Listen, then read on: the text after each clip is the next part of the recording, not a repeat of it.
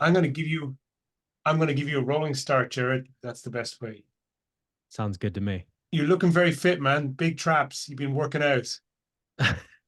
You know, the funny thing is, Yeah. I've been doing the least amount of working out I've ever done since I started lifting. Okay. You must, but you're just hammering that keyboard really hard then, are you? A lot of computer lifts. Um, no, funny enough, like once you build it, it's so much easier to maintain it, Mm-hmm. right? And so I'm a lot smaller than I was at like my biggest, but I I do like 5 sets a week per body part, and I that's just enough to maintain. And so I'm very like I'm not overrun by this compulsion to lift anymore. And it's actually like a healthy part of my life now and not just like a compulsion part of my life. Okay. How often do you actually make it to the gym and work out?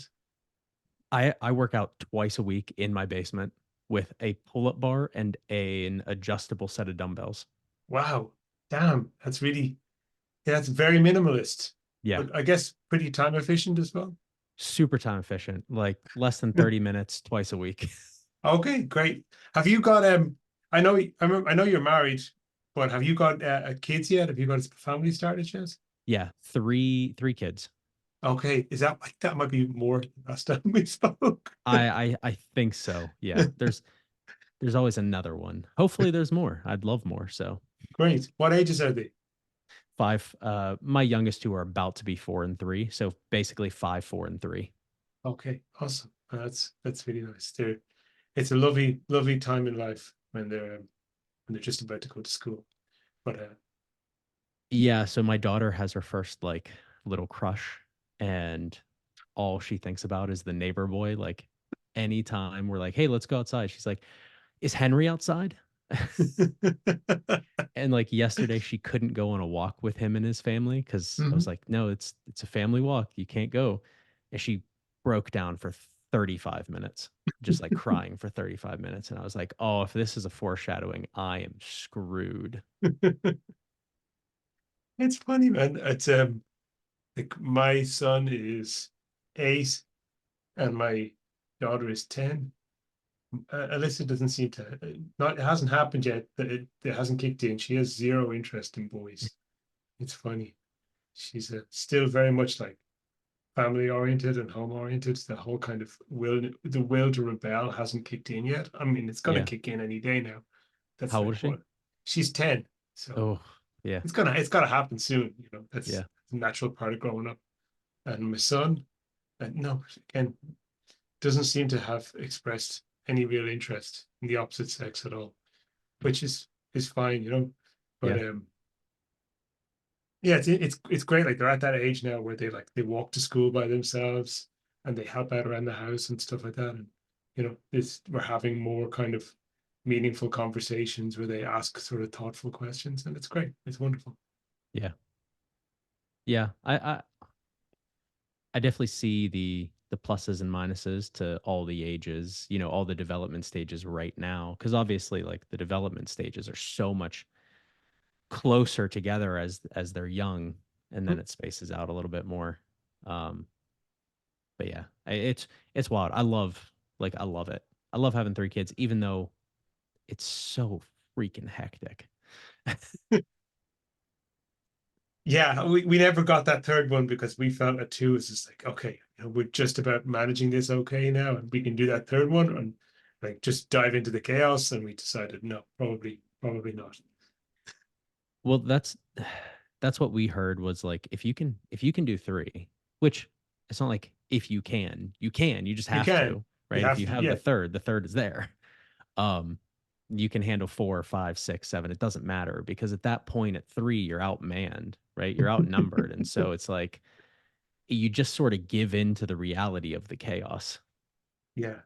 My sister has four, and I just don't know how she does it. And then, but like my mom was from a family of 9 kids, you know, so people were doing it just a couple of generations ago. But that generation, the parents drank like crazy.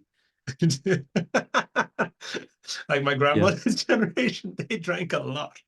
Yeah. That We was have just to we deal with the have stress of 9 kids running around the house and the yeah. financial pressure of 9 kids as Yeah. well.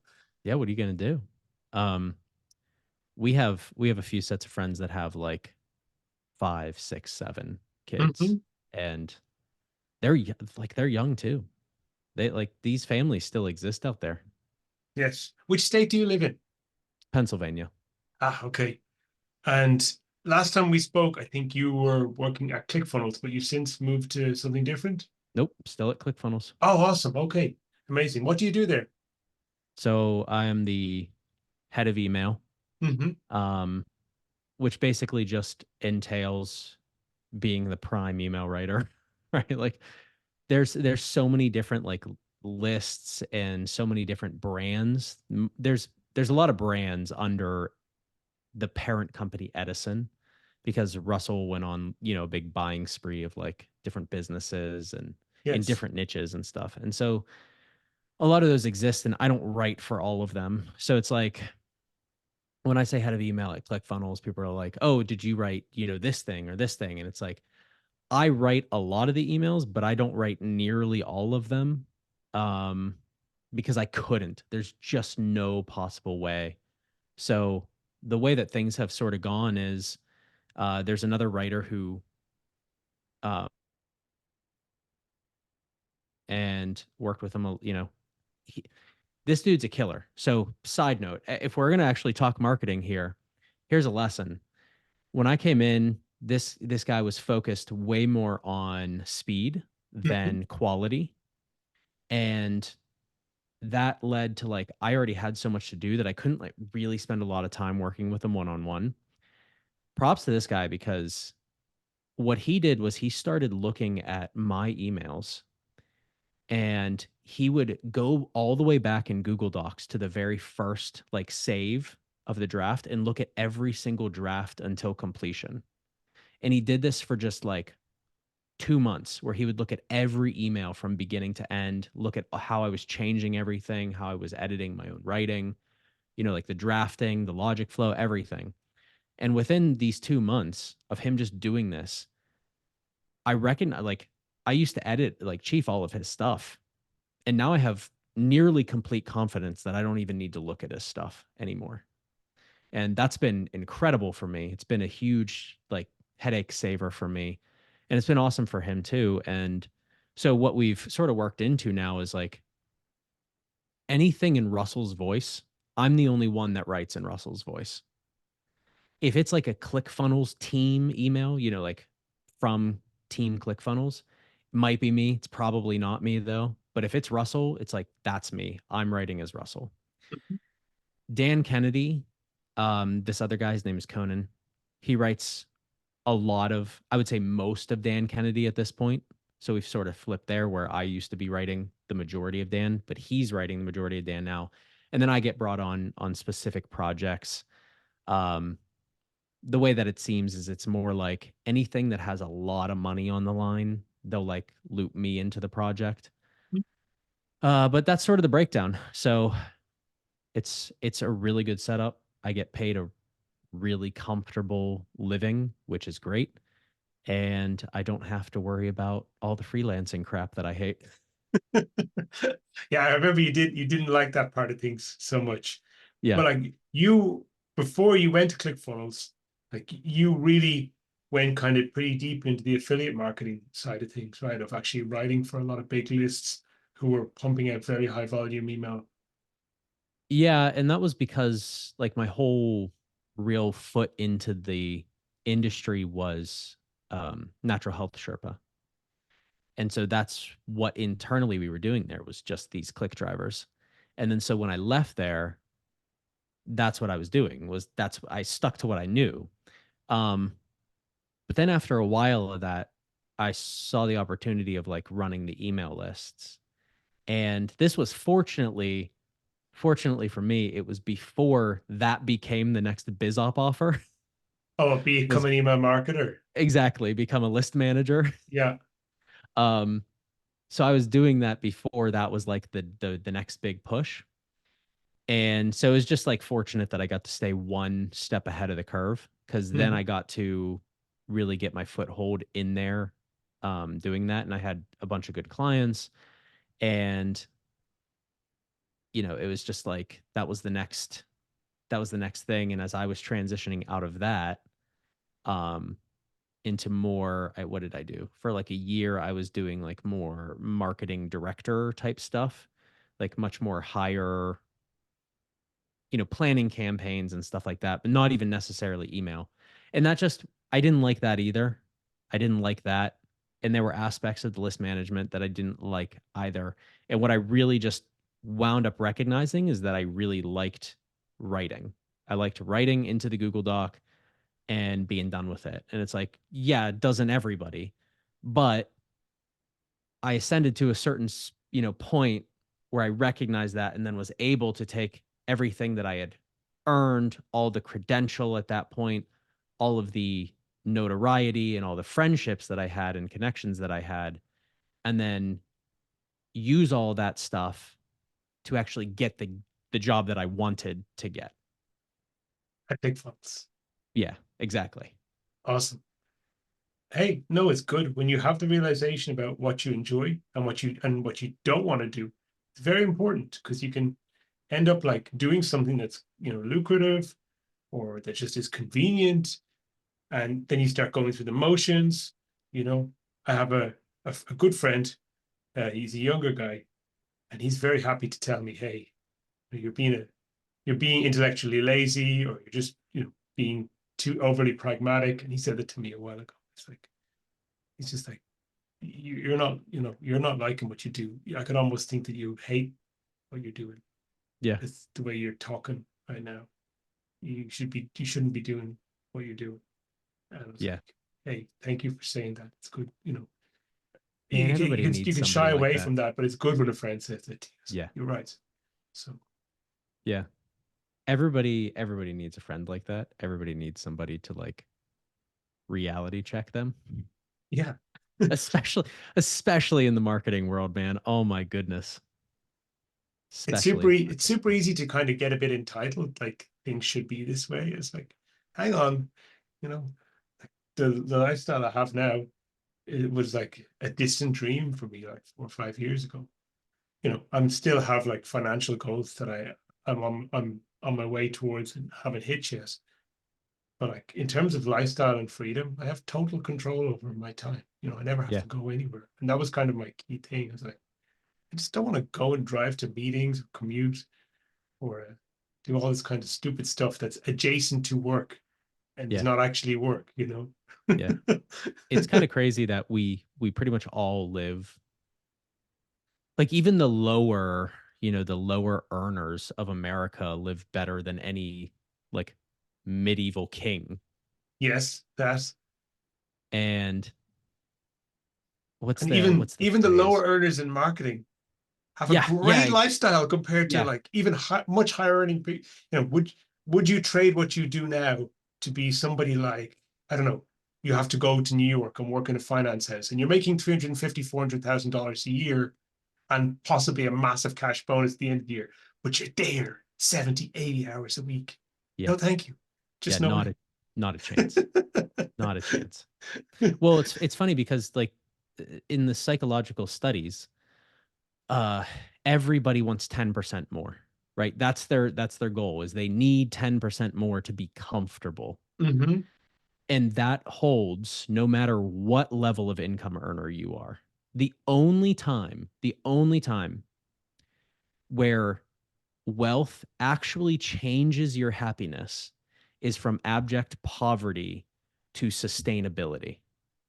That's the only income jump that actually makes people happy. But everything above that, you get adjusted to your new lifestyle and then you become entitled and then you feel like you need more.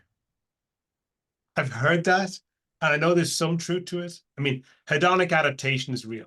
No matter Yeah. what you get, it's always like, like you say, 10% more, just a little bit more. I trade it all for just a little more. That said, I've seen somebody close to me who's really come up in the world in the past year, like go from, doing okay to like doing crazy well, like to being a bit of a baller. And like he's having a damn good time. The hedonic adaptation will Yeah. probably kick in at some point, and I see Yeah. that like he's doing a lot of travel, and every couple of months he's like, actually, shit, I'm sick of travel. I just want to go home and hang out in my apartment, and he goes and does that for a while, but then he gets the bug and wants to travel again and breaks out the credit card. He's having a great time God Yeah. bless. Hey, I I don't know. I don't know his life. But at some point, that reality just becomes reality again, Hmm. and you need the next dopamine hit. Yeah, yeah. He's actually into martial arts, and I'm always saying that to him. Whatever you do, don't stop your training, because that's the thing that's gonna, like, no matter what you do financially, that's the thing that's gonna keep you in touch with what's real. Yeah. No, it's a sad phenomenon because like it just seems from my own personal experience talking with newer writers as I've been doing this, like this will be coming up on I think 7 years that I've been in this industry, that this has been my full-time living. And I'm really grateful that that's been possible, especially raising kids and being at home and being able to be with them as they grow up and not missing those pivotal years. And I've never been strictly driven by money. And I know that about myself because I quit like every single job I ever had. Yeah, No sounds matter how familiar. much, yeah, like no matter what. Even I was broke, like broke back when my wife and I started dating. Hmm. And there were jobs that I spent 1 day there and I got hired and I was about to make like double what I made at the previous job. I left the middle of the first day because I could already tell how miserable I was going to be. And even that 100% jump in income was not going to appease that. So I left. And so from the very beginning, it was to at least a good degree about building this career with all that other stuff in mind. But when you talk to so many young people, young as in newer in this industry, Hmm. all their goal is money. I need that $10,000 month to be successful. I need 15,000. I need 7,000. Whatever the number is, everything is so money oriented. And I'm just like, look, you're going to hit it and that'll be great and you'll be happy for about 10 minutes and then you'll be miserable again. Well, maybe not quite miserable, but yeah, the baseline reality is that it's a problem that needs to get solved. But Yeah. once that problem is solved, there are other problems just lined up behind it that you still have to deal with, and Yeah. they're not going to go away. They're going to be Yeah. dealt with too. By the way, I'm a marketer, so I love hyperbole.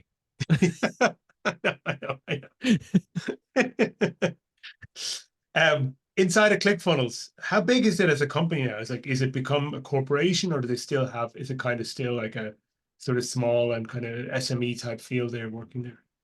I think it depends on where you're at in the company. Like they have a massive customer service Hmm. and they have a massive coding team, Yes. but the core team is like 33 people. Outside of that, everyone else is these sort of adjacent positions that are more customer service, coding, things like that. And so it does feel simultaneously like a small, it simultaneously feels like that small startup underdog company Hmm. while it's also gigantic, which is cool. And so it's like I talk to Russell directly. Okay. Like I have his Voxer. I message him on Slack. And but at the same time, I also have project managers that I can go through. And that's nice too, because Russell always doesn't have the time to respond to a question that I need answered like now. Hmm. So it's really cool to be able to communicate right to the top in my position or to Yes. the varying degrees. So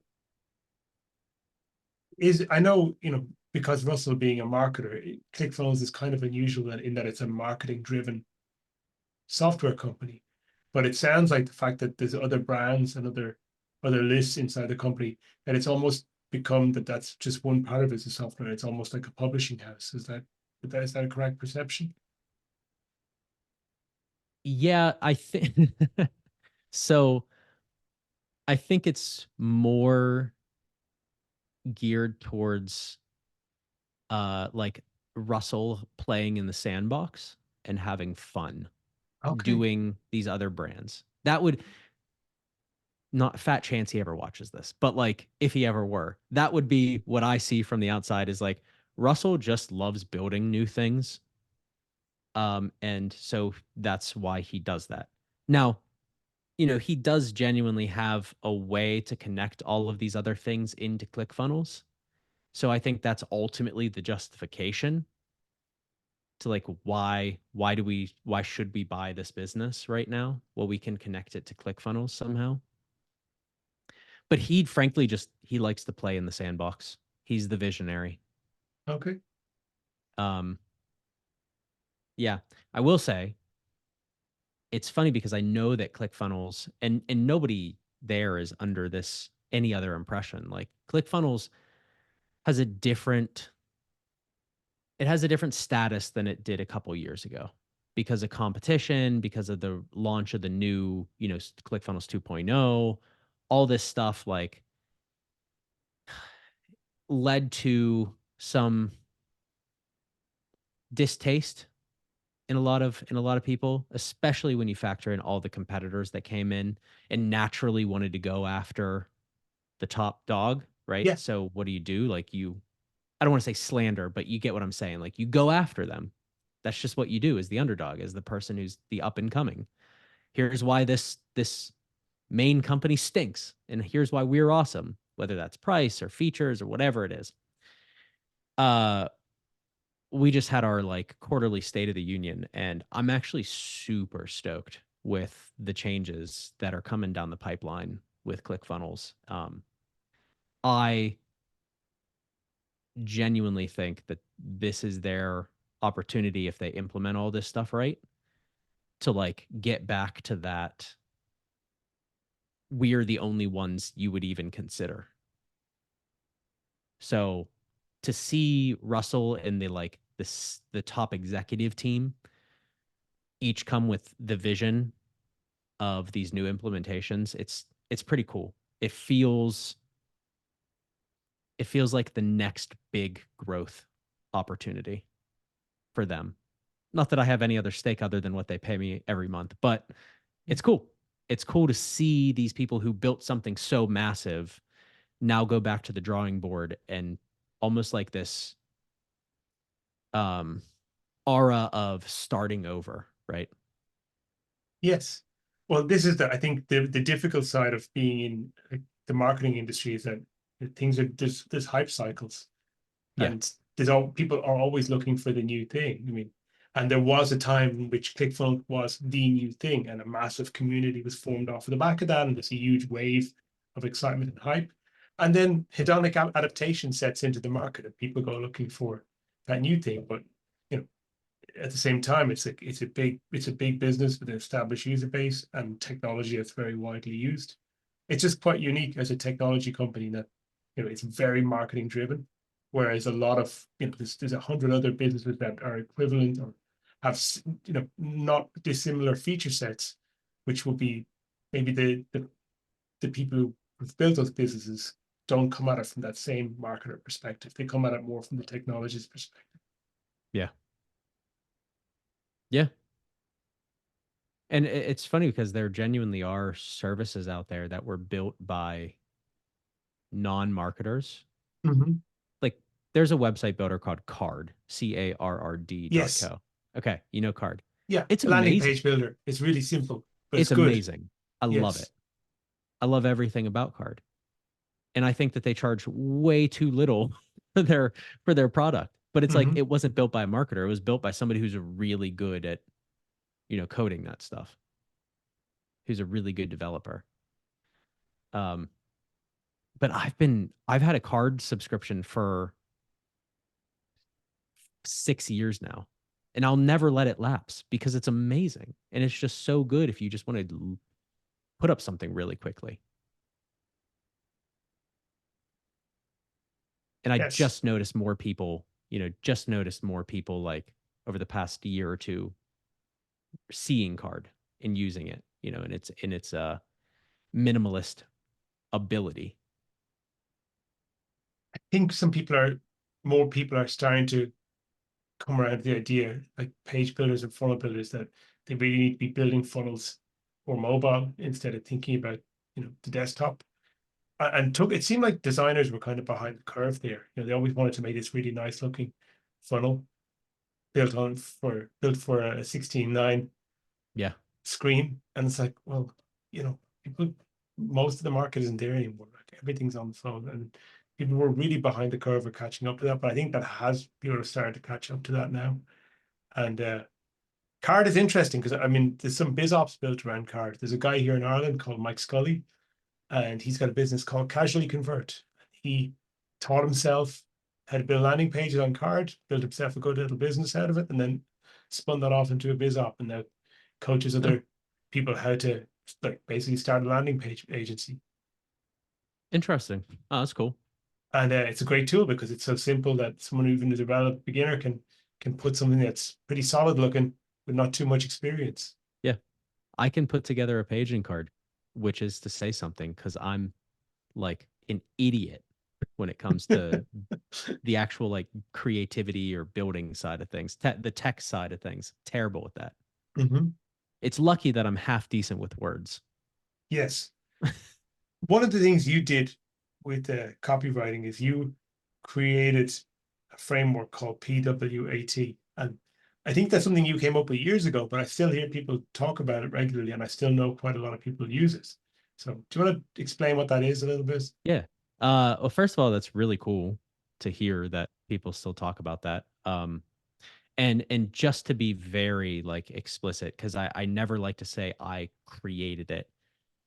It was this formula that I saw after looking at a bunch of winning emails at Sherpa, Mm. and I just named it. Okay. So I not like, I don't want to be like, oh, I created this thing. Look how freaking awesome I am.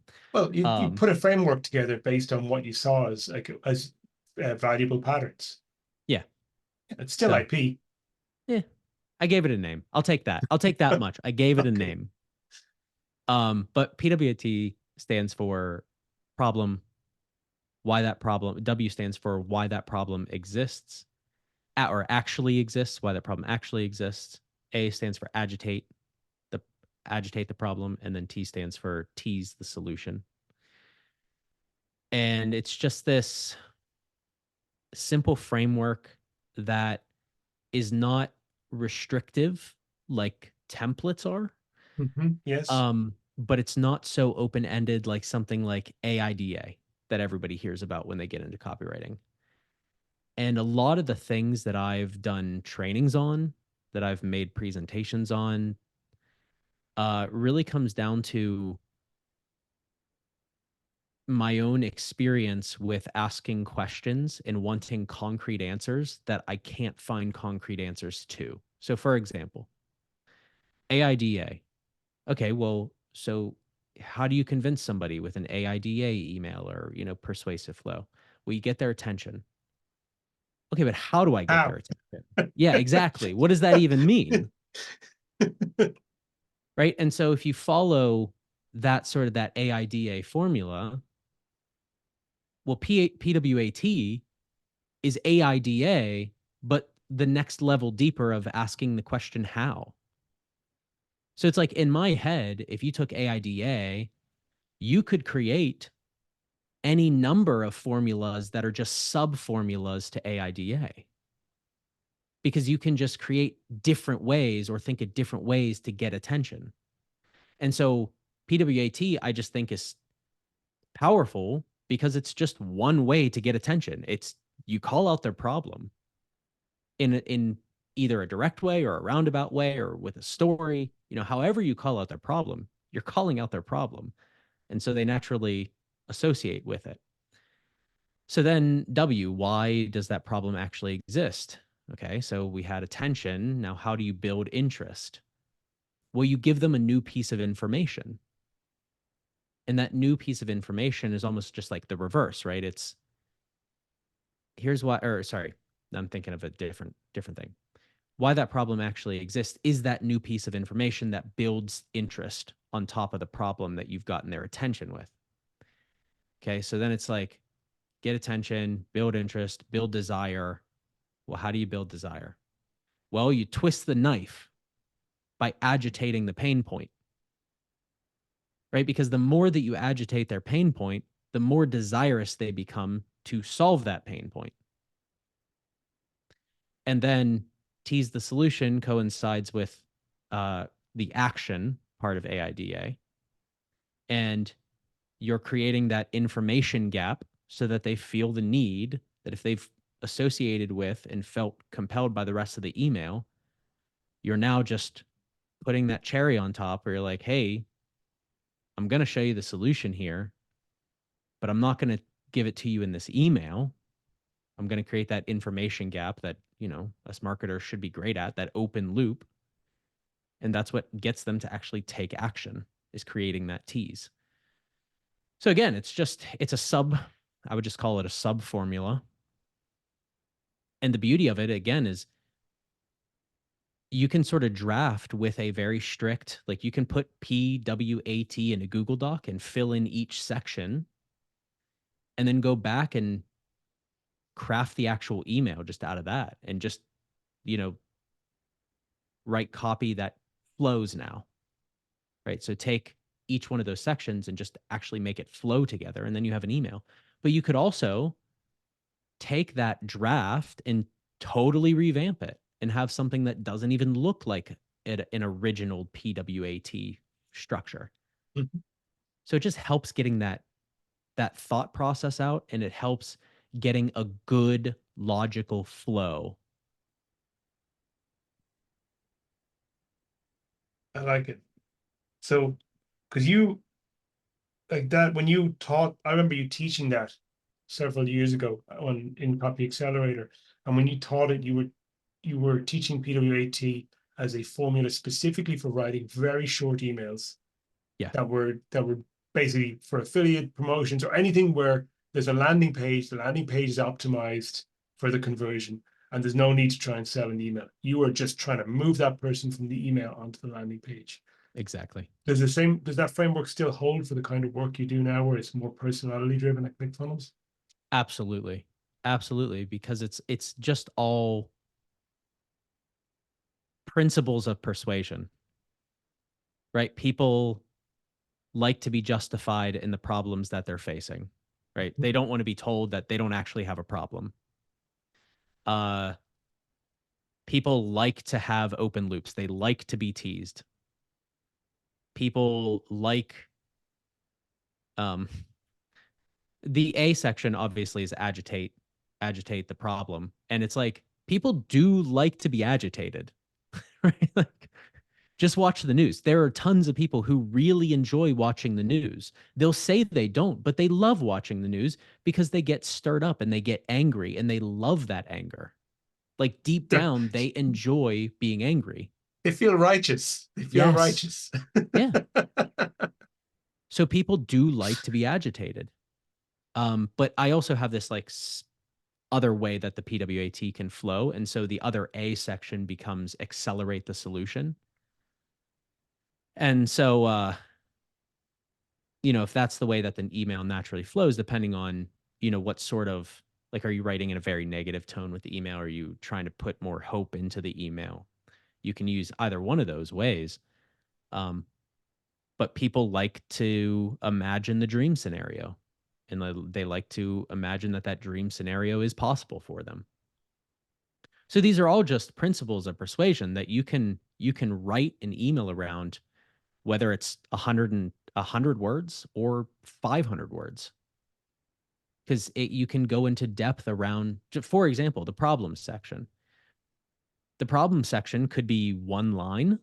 It could be, do you suffer with XYZ problem? Or it could be a 300 word story. And when you're writing for a guru, that problem can become, here's the problem that I was facing that you know the reader is going to be facing too. It could be, um, hey, I work with a lot of people that might be in your situation. And here's the problems that I see they're having. So I wanted to write this email to you because I bet you're having this problem too, if Hmm. you're anything like them. So I'm trying to think of a third example, but you get the idea is that this problem section can be any number of ways of addressing that problem: short, long, middle, roundabout, direct, however you want to do it. So when you're writing with this PWAT framework, and you start off with the 4 sections PWAT, you're kind of writing 1 or 2 factual sentences to define the jobs you're going to do in this email. So like the problem, here's the problem, the why, quickly sort of a one line about the reason why, then the agitation, here's how I'm going to turn the knife, and then tease, here's the way we're going to build curiosity at the end to get them to the page. And that's your framework done. And then it's time to start to write the copy after that. Yeah, exactly. Okay, so it's kind of like a mini planning process before you even start to write. Yeah. Yeah. Yeah. And Uh, when you do it a whole bunch of times, you just naturally write better drafts where you don't even need to separate it, right? Like that's the idea, is that you work into the ability to just think in that process or mhm. think in a framework. And like I just did a training back in January for Justin Goff at his email experts event. Awesome.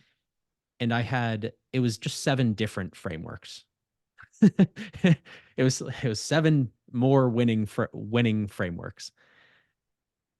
And the way that I came up with these frameworks is not like I had them sitting in front of me. I actually was just digging through successful emails that I had written for a bunch of the lists that I manage and whatnot.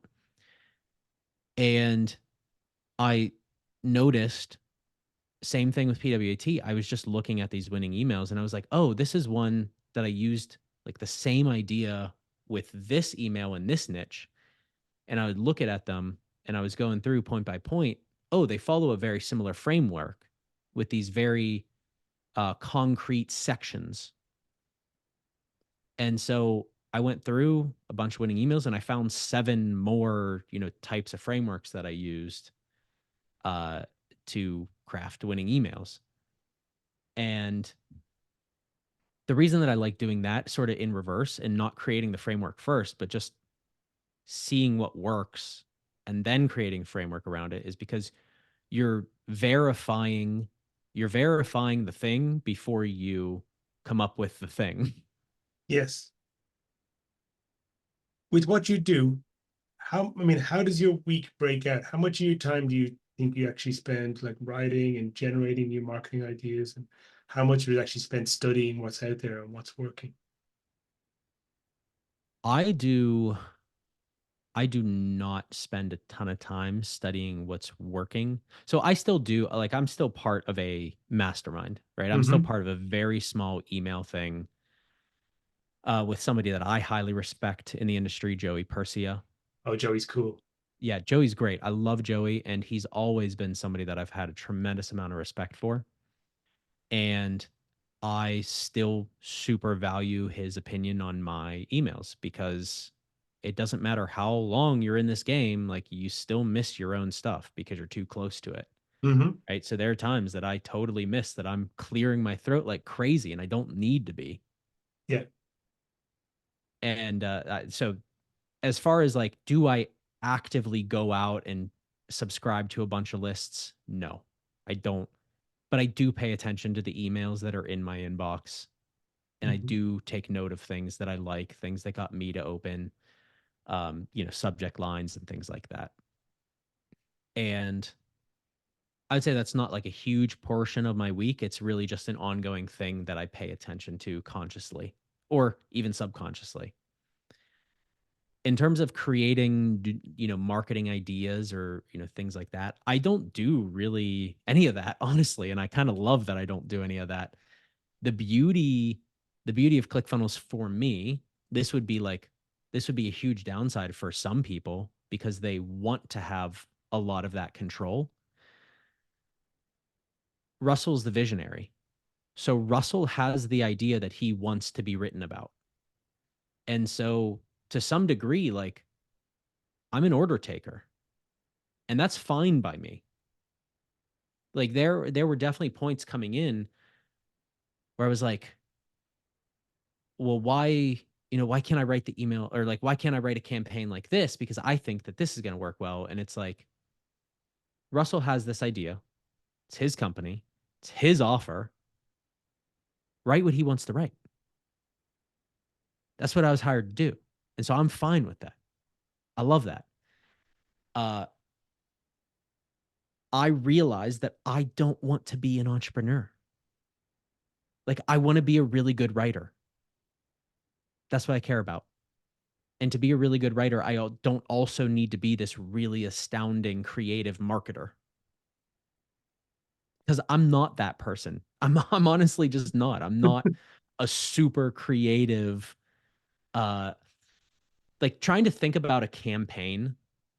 I don't like it. That's why I thrived in that sort of one-off email writing environment, where it was like an affiliate click driver.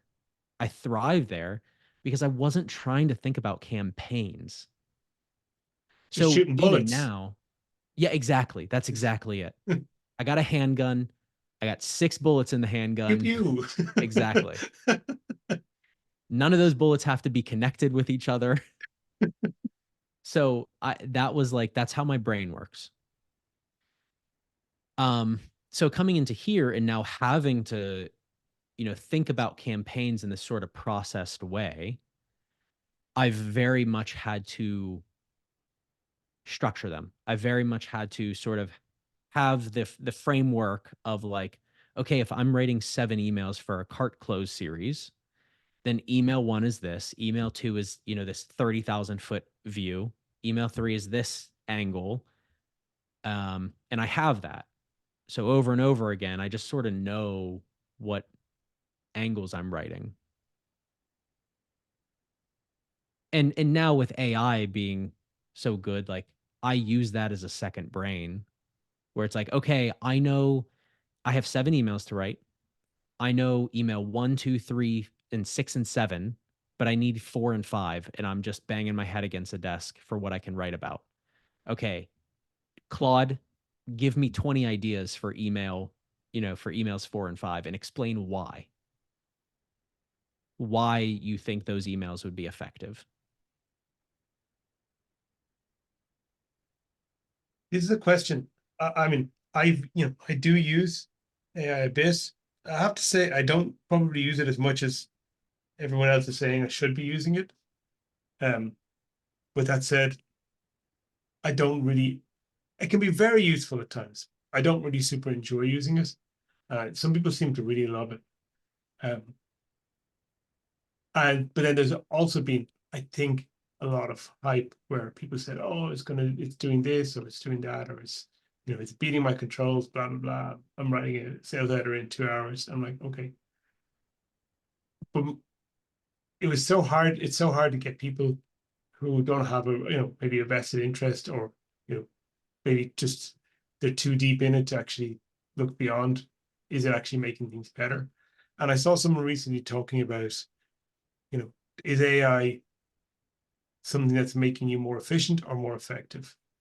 And for a lot of people, it's an efficiency thing. Is it actually making people more effective? Debatable. What do you think? I think it's like any other tool. A tool is as useful as what you're using it for, right? Um, I will say, so I do have a friend who's really gone deep into AI, Mm-hmm.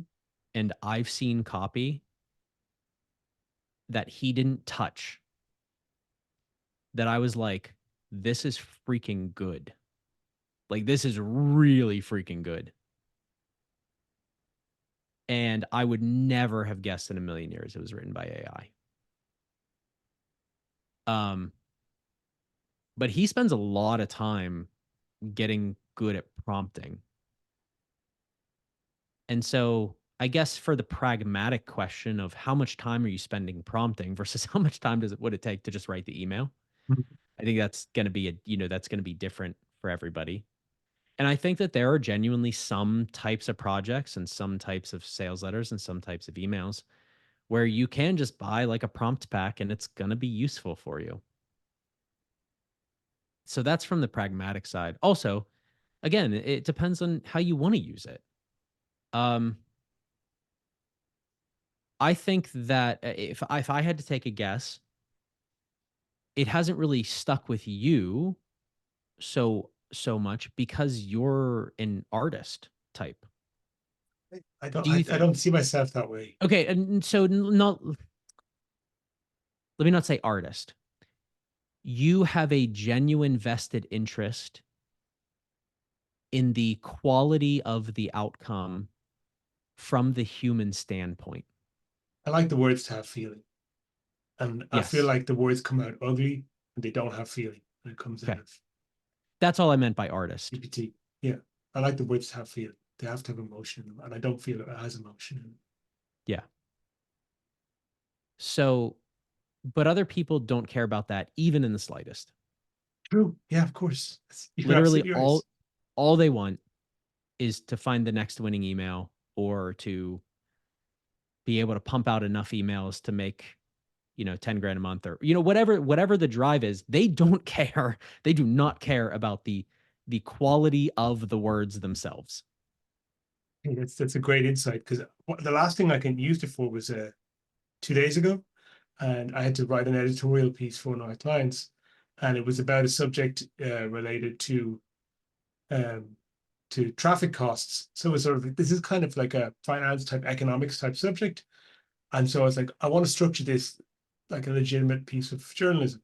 So like went to ChatGPT, what is the typical structure for a Wall Street Journal editorial? And then it gave me a 7-step editorial structure. I was like, okay, perfect. Now I can use this to frame out my writing. I was like, okay, what arguments do we have here? And then I went back to my research. I was like, okay, I've got the basic information. Now I've laid it all out in a framework. And now I'm going to take that and I'm going to write the whole thing from start to finish with that framework. So it gave me the structure and then I was able to write it. But I Yeah. didn't want it to write it for me. Yeah. Yeah. Um, that's why I like calling it a second brain because it's genuinely really good at that. It's genuinely good at condensing things that would take you a lot of time if you were to say pull up 20 different Wall Street editorials and then be like, okay, what's this section doing? And what's this section doing? And what's this? It'll take a lot of brain capacity that Yes. that can cover in 10 seconds. And you Yes. can actually do the thing that you like to do or that you're good at.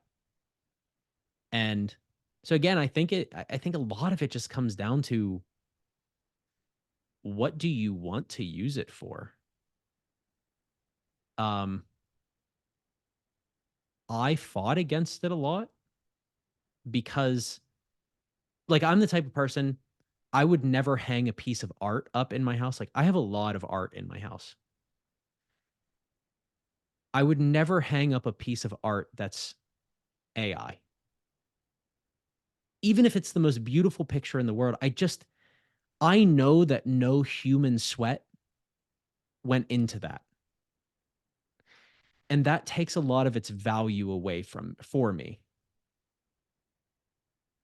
So in the same way, if you have an artistic care about the writing that you produce, you're probably not going to want Chat or Claude or any of the things out there to be really good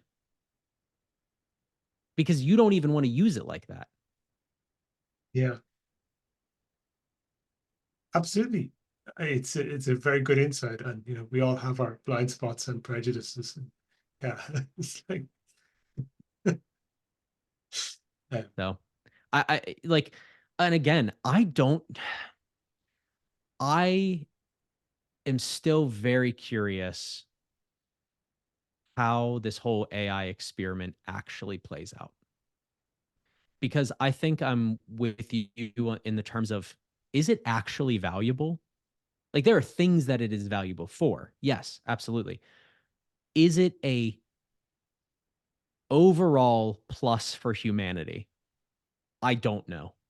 yeah, I that's the kind of genuinely don't question I don't know. think there can be a definitive answer for, Yeah. or at least it won't be known for another 50 years. Yeah. It won't be evident for another 50 years. Yeah. And I don't even have really a way to form an opinion on that question because I could Hmm. see why it could be extremely helpful for people on a mass level. And I could also see why it could be really bad on a mass level. I think as well, what happened is that, people selling AI based products and tools and opportunities, a lot of the selling was done on the idea that you don't actually need to be good at the thing you're doing. The machine will just do the work for you. And I don't believe that to be true. I agree with you that when you conceptualize it as a tool, that you need the experience and the judgment to be able to use the tool wisely, no matter what tool it is and what work is being done. You That's do not exactly it. you do not give you do not give an apprentice carpenter the full set of sharpened chisels on his first day in the workshop because he's going to stab his hands to bits. Give him the broom and tab to push that around the floor for the first day. He might get to use the chisels when he's in there about 3 or 4 months. Yeah. Yeah. You still have to know what good copy looks like Yes. in order to look at something, even if it's phenomenal copy, um, out of AI. Like, well, who's making that judgment that it's phenomenal copy? I mean, obviously, at the end of the day, that's the market. Does the market Yes. respond to it or not? But from an artistic level, who's to say what's phenomenal copy? Because that's a judgment call. Well, I would say that somebody who knows and has written and has seen a whole bunch or years worth of good copy is the only person who's in the place to say, yeah, this copy has a really good shot of winning. Because a newbie can have no idea. They just have no clue what makes good copy good from an artistic standpoint. Yes, because it's very subjective. The only way to actually start to recognize it is repeated exposure. Yep. So And it's like, of course, the people who are using AI really well are the already successful good copywriters or marketers because they yes, know what to look for. It's just shortening their process. It's shortening their creation process. yes. Do you teach still these days? No, I actually every now and then, like, the last thing that I did was that presentation that I did at Email Experts for Justin Goff. Before that, I couldn't even tell you. Um, I This has become a job for me, and I really like that. Copywriting is not a lifestyle; it's a job, and it pays my bills. It allows me to be home with my kids.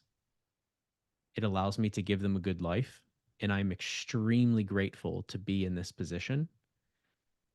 Um, because I don't really want to be outside shoveling dirt or landscaping or cutting lawns for 12 hours a day Sure. for 5 times less money.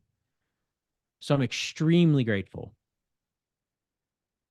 Um, but at the end of the day, all I really want to do is close my computer and go and spend time with my family and go to church. Like that's all I want to do.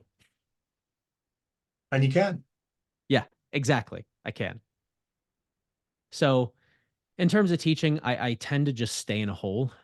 Um, every now and then, if somebody gets referred to me through a really close friend, then I'll work with them.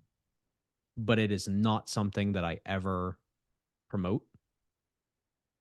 And it's not something that like anybody could just hit me up and say, "Hey, how do I work with you?" It's like, no.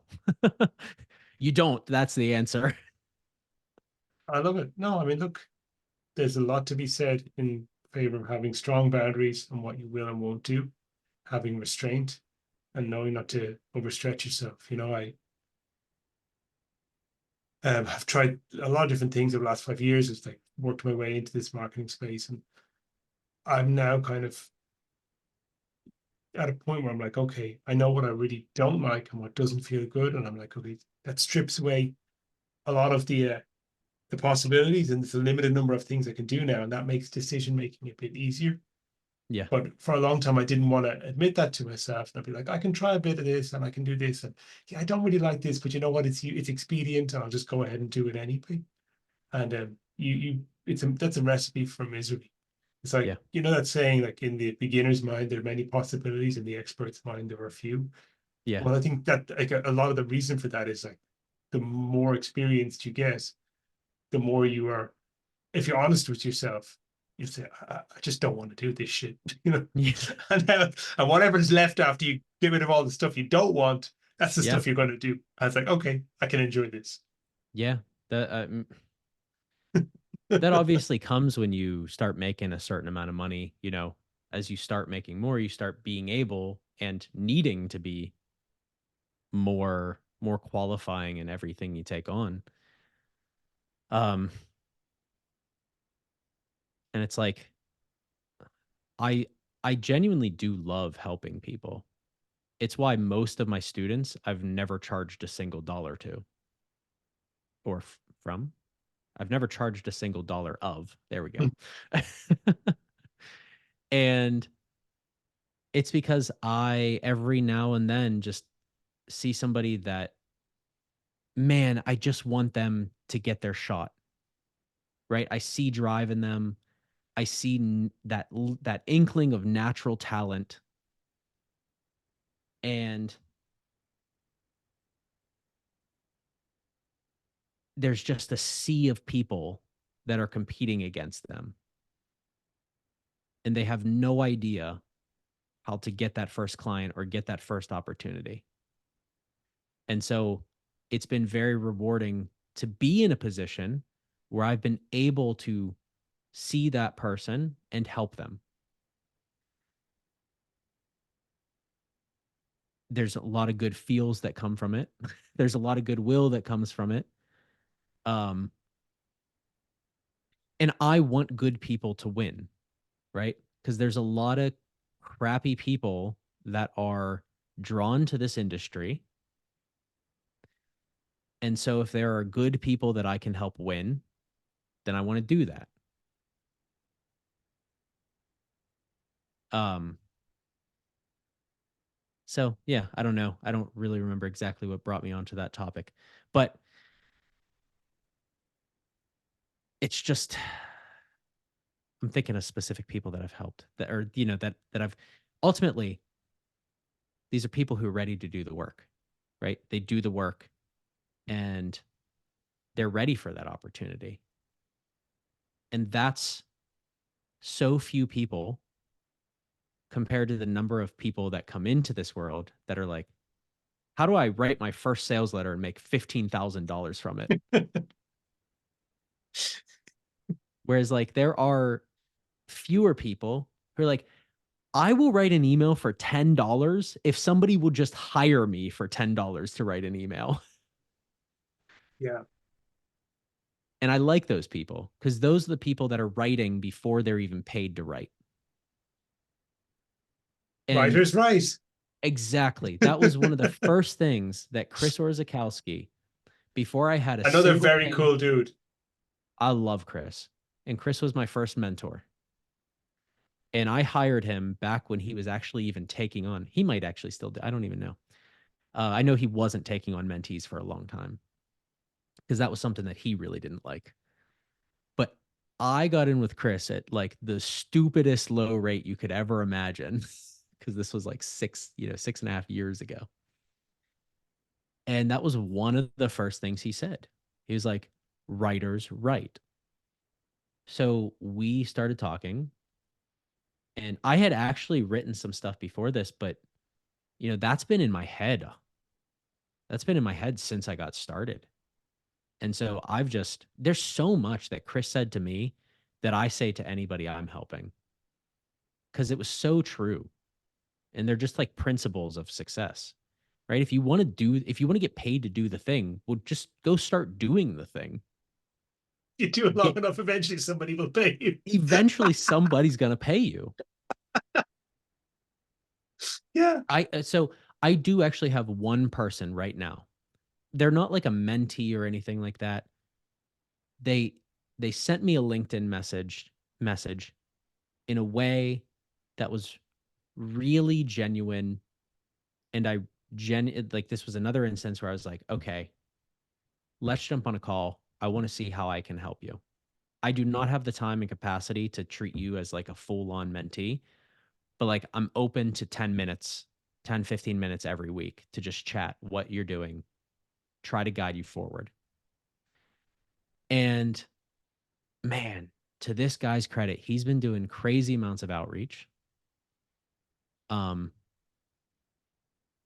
and like I've connected him with some people, but it just doesn't work out. And like I do feel like there is a lull right now in the industry. Um, for younger copywriters getting gigs. I think AI has, somewhat to do with that, but I think that just general lack of confidence in the economy also has to do with that. Hmm. Yeah, I'd agree with And both of so, those. I mean, AI has made the best people much more productive, so they can take on more gigs. yeah, And Mike Bontempo, I don't know if from Plant Accelerators yeah, published that yesterday. He's like, look, here's what I'm seeing from running traffic from multiple offers, being involved in multiple sales teams. People ain't buying the way they were a year ago.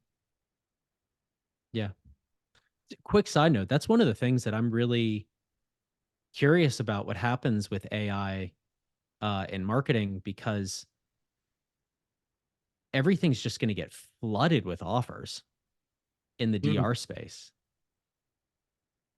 And I know at the end of the day, it's like, well, whatever offer connects with the market is the one that will succeed.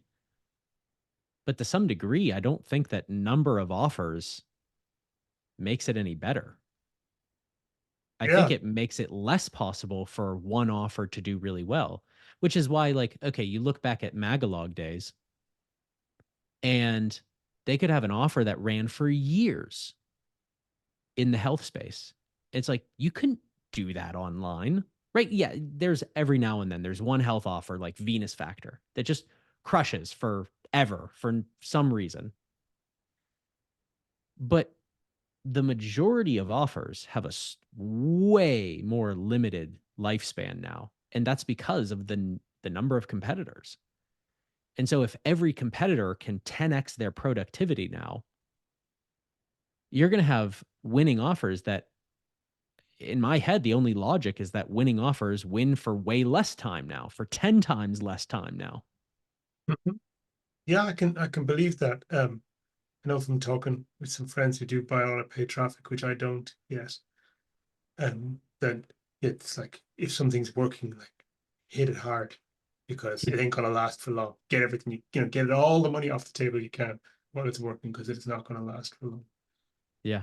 And you're right, if AI allows people to mechanically brute force their way into the market and just put out a shit ton more stuff, have a lot more, a lot more bullets in their magazine or whatever, that's good.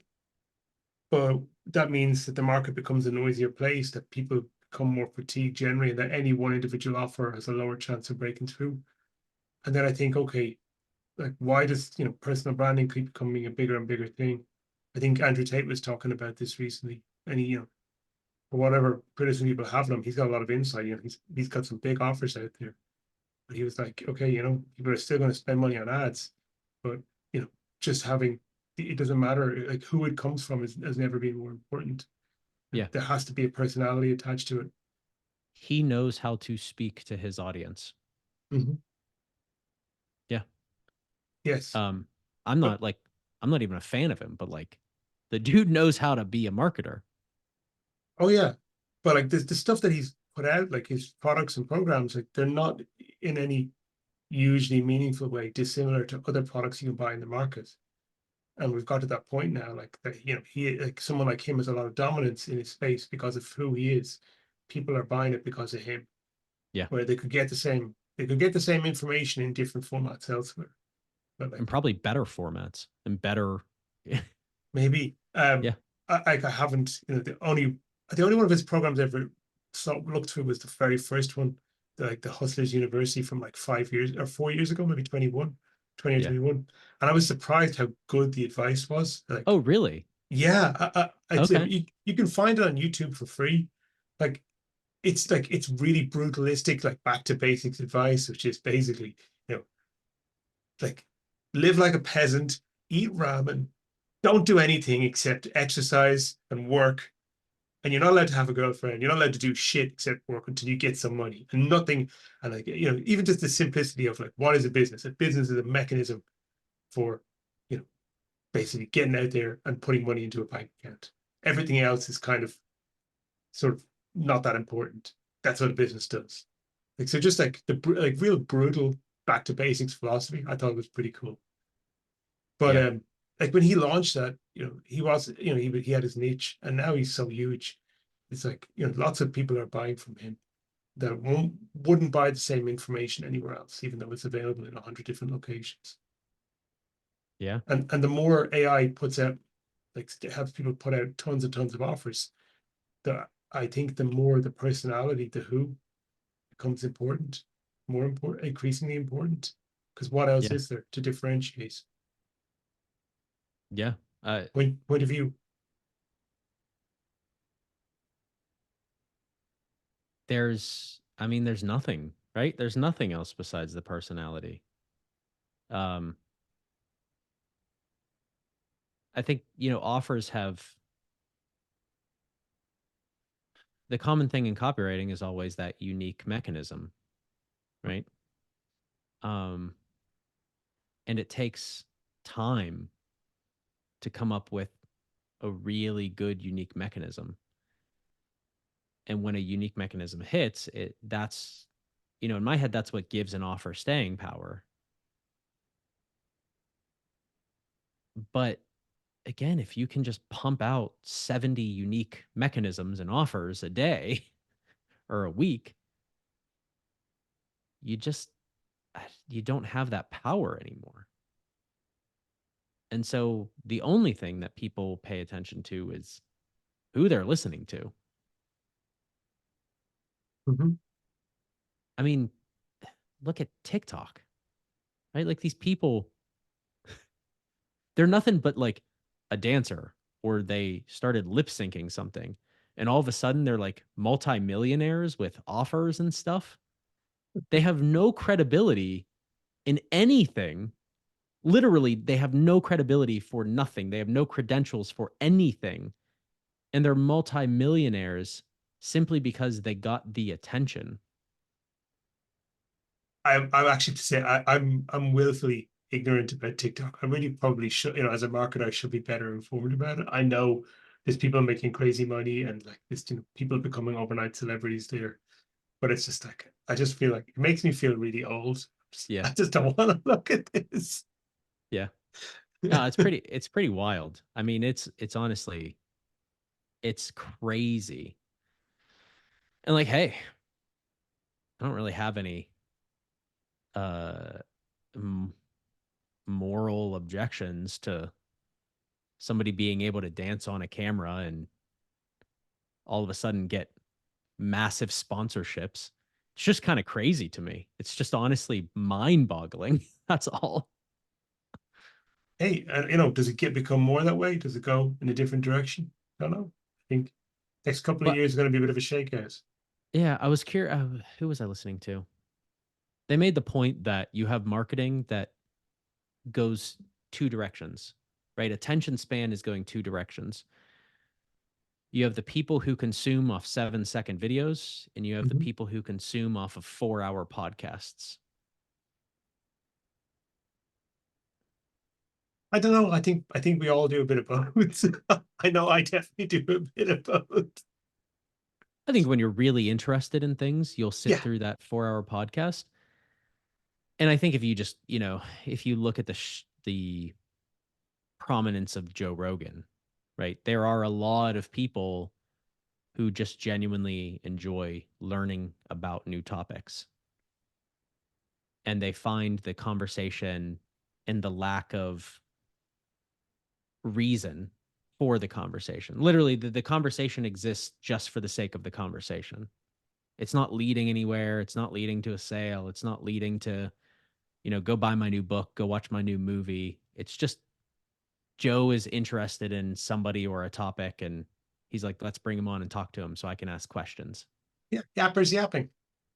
Yeah. Um, and I would agree with you. I think that there genuinely are. Everybody has a little bit of both of that in them.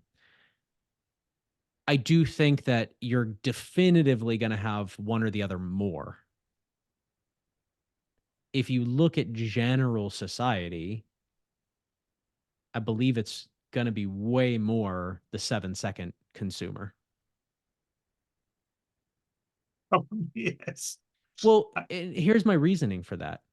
It's not like I think people are idiots or things like that. It actually comes down to school doesn't teach you to be interested in things. And if you're not interested in things, then you have no concern about consuming a 3-hour podcast on whatever thing. Like people are just genuinely trying to not be bored. Like boredom is the most boredom is like the worst thing that people could suffer today. Because lives are so privileged that boredom is the devil. And Yeah. so you have your phone where you can console yourself even if you have 10 seconds of boredom.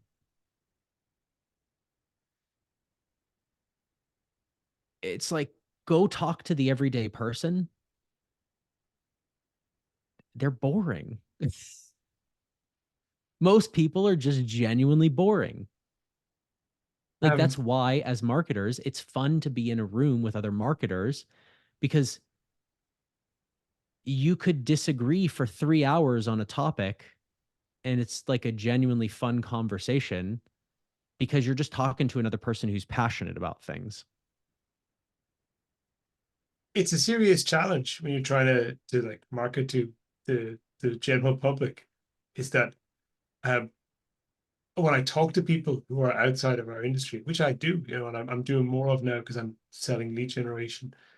Um, I just like my abiding thought of all these conversations is, Jesus Christ, John, you're so out of touch. You've just become this weird recluse, and you were like, it's this is what normal people are like, and it's really surprising. I'm just like, I'm so out of touch. Yeah. I think my big wake up call for that was a few years ago. Um, my head was a little too far up my butt because I just had a big string of successes with, affiliate emails that beat controls or did really well and lasted for a long time. And I subconsciously let that get to me, right? Because I had nobody that was the person standing behind the stoic. Man, I'm not going to compare myself to like a Roman emperor right now, but I had Okay. nobody that stood behind them and was like, "Hey, remember you're going to die," right?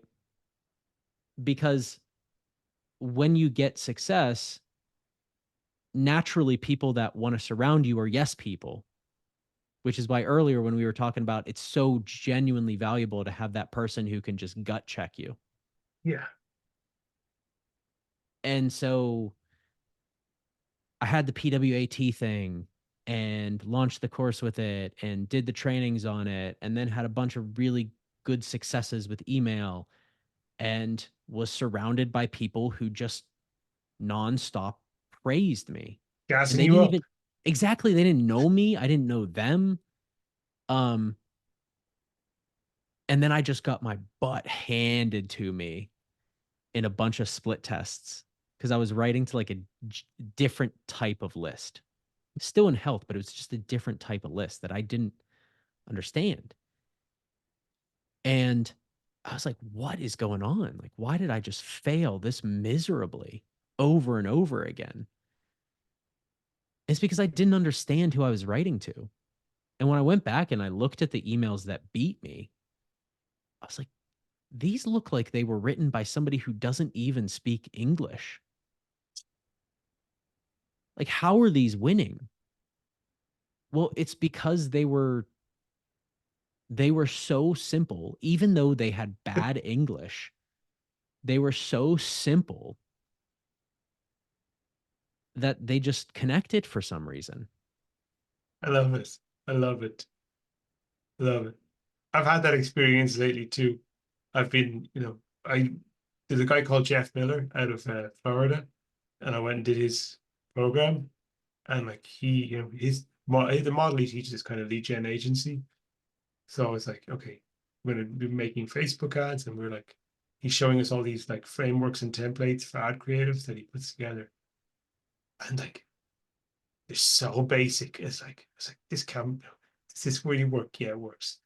I was like, and I go do it, and it's in Canva, and I'm like trying to put some little embellishments on it and make it look a little bit nicer. And give it to me, no, this is make it stupid and more basic. It's gonna work better.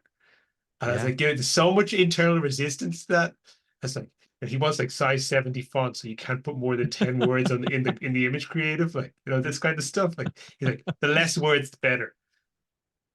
Well, like I started like, okay, I was like, okay, eat some humble pie. This, you just pay this guy to learn from, do what he tells you to do, do Yeah. the thing, and it's like really effective. I was like, shit, this is good.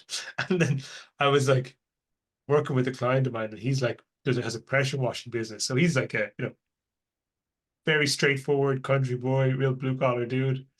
And like I showed him the ads I made for his business. He's like, could you do something that's a bit more professional? I was like, no, dude, just please trust me. I know these don't look super professional, but they're actually quite effective. And he said, but you know what, you're doing the ads, so you go ahead and do it. And they've been working pretty well for him.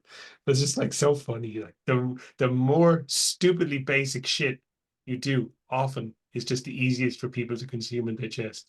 Because Yeah. they're sitting on the toilet. You're not getting them at the best. They're just scrolling on the toilets. Yeah.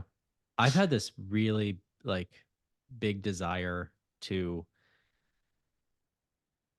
just open up a local business.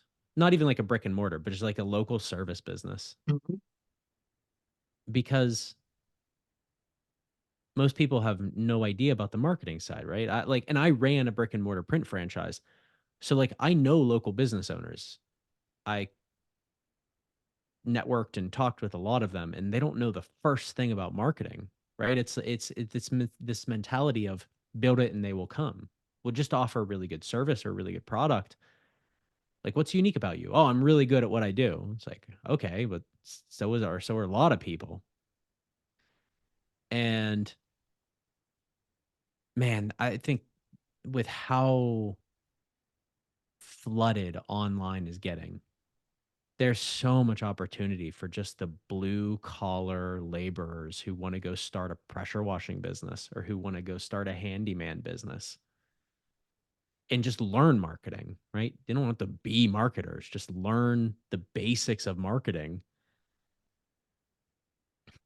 Yeah, I don't know. Yeah. Kevin Marin, check out Kevin Marin, Maoron. He's got a group called Blue Collar Millionaire. Very cool Facebook group. I think it's about 100,000 people in there now. And it's just that. It's like all guys with like local businesses, gutter cleaners, landscapers, pressure washers, contractors of various sorts, Yeah, and just all in there to learn the fundamentals of marketing. And because he's got a podcast and he's a guy from, he's built like a multi-million-dollar fortune out of gutter washing. Like he's like, I don't wash the roofs, I don't wash the house, I just wash the gutters. Why? The more specialized I am, the easier my business is to manage, and the more I can focus on good marketing that makes me beat my competitors. man, that's awesome. Yeah. Ah, man, there's so much opportunity there. So yeah, that's the direction I'm kind of pushing in as well. And I'm liking it so far. I'm only just maybe, 6 weeks in, but I'm like, Yeah. this is simple. I built this. There's a product. Every person I'm working with is a product and a service I believe in. Like it's a good, you know, Yeah. in the internet marketing info product space, sometimes the value is a little spurious. Sometimes you really like, you kind of have to sort of like squint at it a certain way to be like, is this really as Yeah. good an offer as it's cracked up to be? But these kind of everyday things, it's pretty cut and dry. Yeah. If you're a guy who like pressure washes roofs, and you're not going to last long if you start busting holes in people's slate roof and flooding their attic.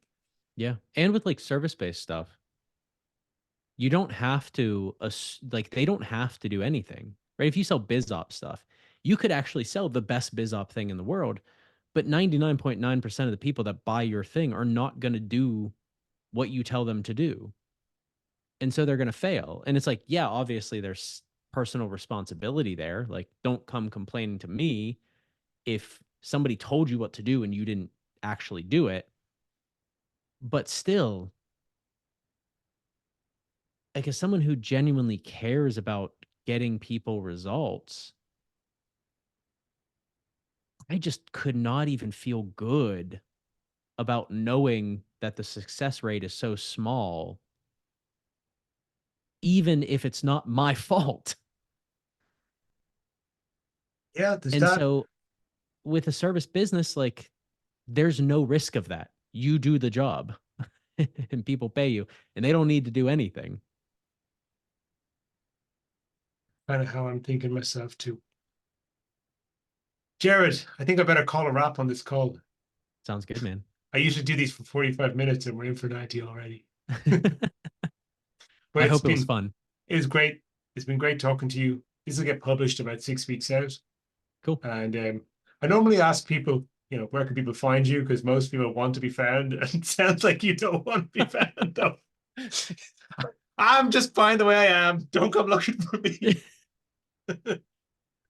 uh so I do answer this question when people ask me. Okay. Um like you can find me. I exist on Facebook and you can friend me. You can friend me on LinkedIn.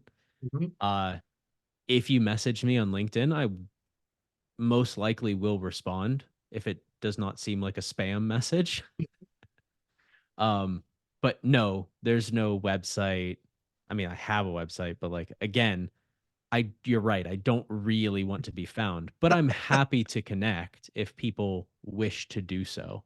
But like Okay. even my Facebook profile, it's not my face.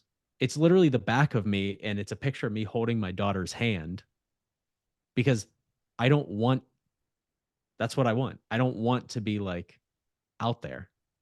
Um, so more than happy to connect with anybody that wants to connect, but you're not going to find anything on any of my feeds. It's cool. I can So respect if you want this. to connect, pull a John Caprani and actually just reach out genuinely and intentionally with a real conversation. Thank you. Okay. That's all I got. I'm going to stop the recording. Thanks so much for being here, Jerrod. Thanks for having me, man. Where's my cursor?